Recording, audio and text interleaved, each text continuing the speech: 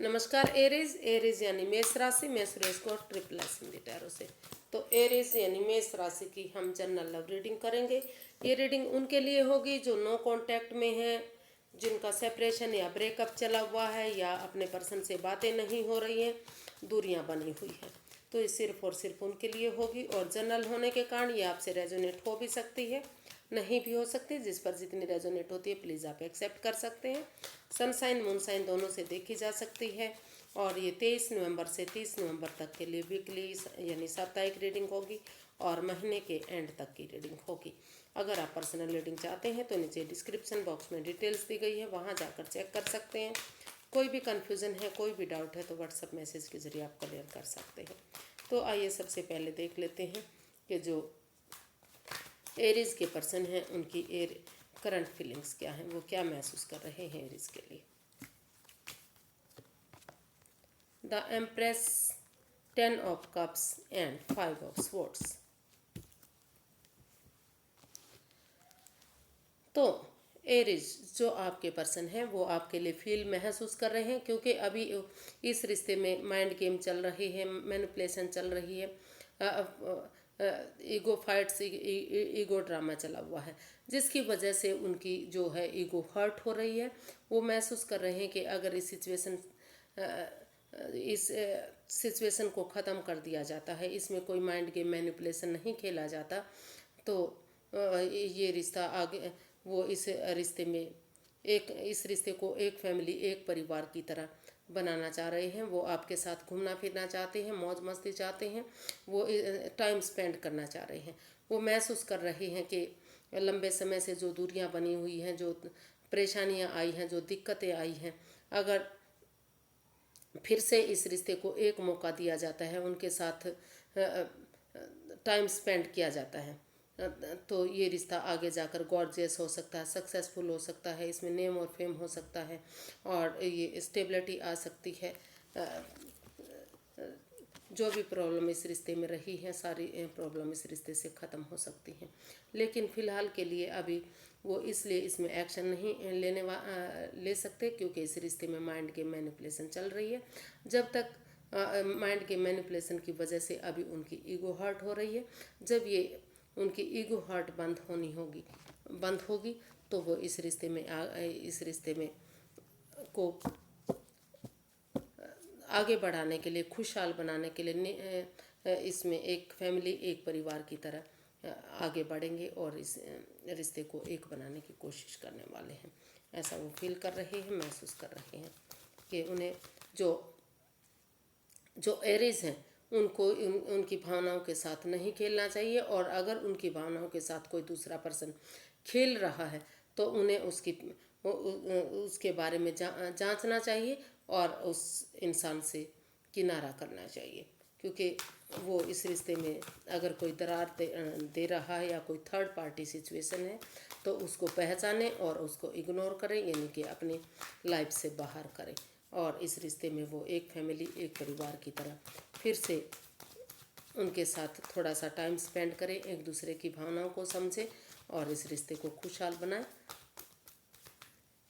अगर ऐसा करते हैं, वो महसूस कर रहे हैं कि अगर वो ऐसा करेंगे तो नेम फेम सक्सेसफुल ये रिश्ता हो सकता है और काफ़ी अच्छा जा सकता है, क्रिएटिव ये रिश्ता बन सकता है। देखते हैं वो आपसे क्या चाहते हैं, एरिस से क्या चाहते हैं। 10 of pentacles, S of cups and wheel of Fortune.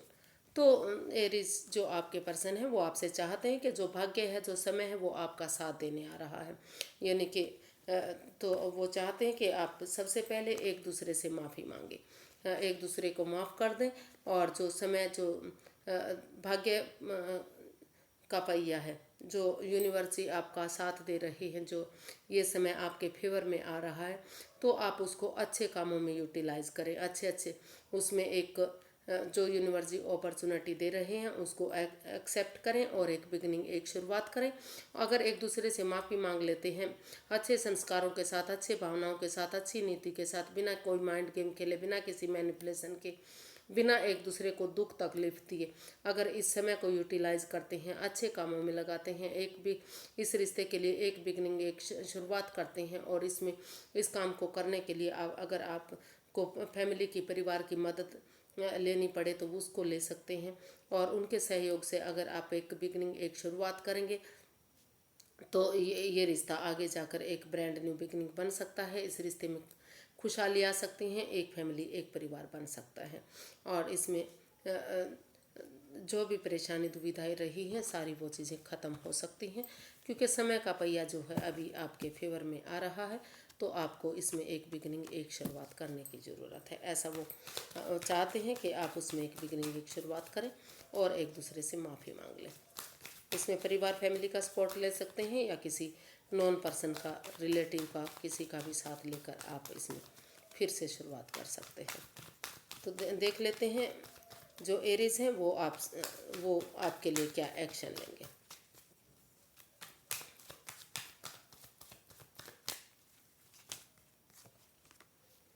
Eight of wands, page of swords and 5 of cups. तो एरीज वो जो आपके पर्सन हैं वो यही एक्शन चाहते हैं कि जो उनके पर्सन हैं इस रिश्ते में वो अपने आप को अकेला महसूस ना करें, रिग्रेट महसूस ना करें, वो इस रिश्ते को लेकर पछताए नहीं, दुखी ना हो, क्योंकि वो जो प्यार चला गया है, जो चीज़ें, जो दरार आ गई हैं, जो दूरियां बन गई हैं, वो उस चीज़ को निहार रहे हैं। लेकिन अभी भी उनकी लाइफ में जो है प्यार प्रेम है। अगर वो उनसे मदद मांगेंगे, नज़रें घुमाएंगे, तो अब भी उन्हें प्यार प्रेम मिल सकता है। और वो इसमें यही एक्शन चाहते हैं कि जो उनके पर्सन है वो इसमें रिग्रेट ना हो, अलोनलीनेस महसूस ना करें, अकेलापन महसूस ना करें, और वो उनकी तरफ नज़रें घुमाएं, इसमें मदद मांगें। और जो भी आप वो ये भी चाहते हैं कि जिस वजह से इस रिश्ते में प्रॉब्लम आई है, थोड़ा सा वो अपनी वाणी पर कंट्रोल करें। अपनी अगर बिना सोचे समझे कुछ भी बोलते हैं तो उससे परेशानी होती है, सामने वाले को दुख तकलीफ होता है। तो वो यही इसमें एक्शन चाहते हैं, वो यही एक्शन लेना चाहते हैं कि उनके जो पर्सन हैं थोड़ा सा अपनी वाणी पर कंट्रोल करें और प्यार से, प्रेम से उनके साथ पेश आएँ। और वो इसमें मदद ले सकते हैं और वो इसमें कम्युनिकेशन करने वाले हैं आपके साथ। वो एरीज वो आपके साथ कम्युनिकेशन करना चाहते हैं, क्लैरिटी लाना चाहते हैं। उनको लगता है कि अगर आमने सामने खुलकर बातें होंगी, अगर लंबे समय से मिल नहीं पाए हैं, अगर एक दूसरे से मिलेंगे, खुलकर बातें होंगी, इस ऑनेस्टी, ईमानदारी और लॉयल्टी के साथ इन चीज़ों का समाधान होगा, तो ये रिश्ता फिर से एक हो सकता है। इस रिश्ते में मदद मिल सकती है और ये रिश्ता आगे खुशहाल हो सकता है। तो इसमें वो यही एक्शन लेने वाले हैं, आपसे बात करने वाले हैं, क्लैरिटी लाने वाले हैं, क्लियर कट कम्युनिकेशन करने वाले हैं। और जो ये रिश्ता ख़त्म हो चुका है उसमें एक दूसरे से मदद लेते हुए फिर से इस रिश्ते को शुरू करने वाले हैं। एक बच्चे की जो एनर्जी है, यानी कि जो इमेच्योर एनर्जी है, एक यंग एनर्जी के साथ मिलकर अगर एक बिगनिंग, एक शुरुआत को होगी, तो जो दुख के बादल हैं, जो प्रॉब्लम है, वो सारी ख़त्म होंगी और फिर से ये रिश्ता एक होगा।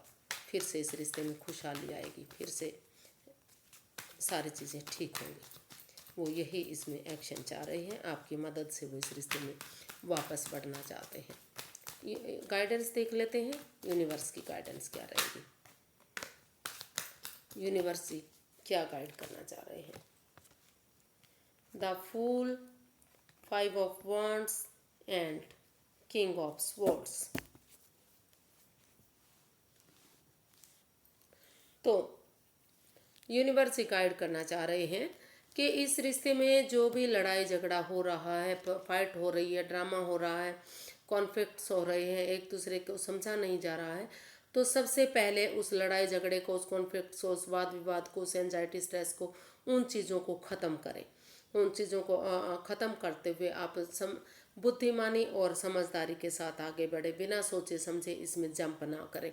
अगर बिना सोचे समझे आप इसमें कूद पड़ेंगे, इसमें जंप लेंगे, तो आप को फिर से प्रॉब्लम हो सकती है, फिर से परेशानी आ सकती है। लेकिन अगर आप इस लड़ाई झगड़े को, इस कॉन्फ्लिक्ट्स को, इस वाद विवाद को, एंजाइटी, स्ट्रेस को एक दूसरे से बातें करते हुए बुद्धिमानी और समझदारी के साथ आगे बढ़ाएंगे, इसको ख़त्म करते हुए एक बिगिनिंग, एक शुरुआत करेंगे, थोड़ा सा रिस्क लेंगे और इस रिश्ते में क्लैरिटी लाएंगे, दोनों पक्षों की बात सुनेंगे निष्पक्ष भावनाओं से, मतलब दोनों तरफ की बातें सुनी जाएंगी, क्लैरिटी आएगी, क्लियर कट कम्युनिकेशन करेंगे, खुलकर बातें करेंगे। चाहे खुलकर बातें करने में किसी को कड़वा भी क्यों ना लगे, चाहे एरीज को कड़वा लगे या उनके पर्सन को लगे, लेकिन चाहे दुख तकलीफ हो, लेकिन अगर क्लैरिटी आएगी, क्लियर कट कम्युनिकेशन होगा तो चीज़ें सही होंगी, फ्यूचर ब्राइट होगा, सक्सेसफुल होगा। और अगर आप बिना सोचे समझे इसमें बिना क्लैरिटी लाए, बिना आमने सामने बातें किए, जब तक ये इसमें जंप लगा देते हैं, यानी कि बिना सोचे समझे इसमें कूद पड़ते हैं, तो फिर से लड़ाइयाँ हो सकती हैं, फिर से झगड़े हो सकते हैं, वाद विवाद हो सकता है।